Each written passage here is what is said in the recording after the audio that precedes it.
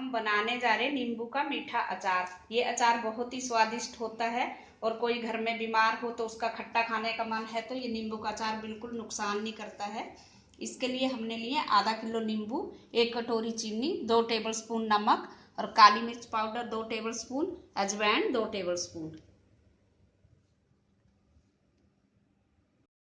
अब एक बाउल लेंगे, उसमें डाल देंगे ये चीनी,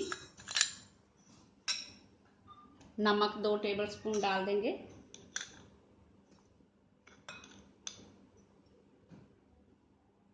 अजवाइन और काली मिर्च पाउडर। इसको अच्छी तरह से मिक्स करेंगे।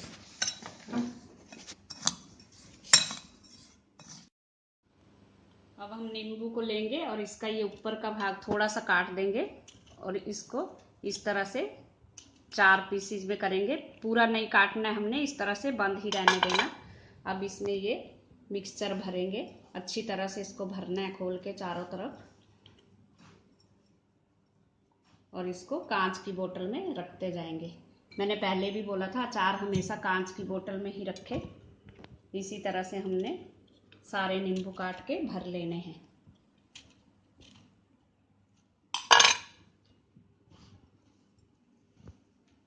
अच्छी तरह से जितना आए इसमें खूब अच्छे से भरे मसाला।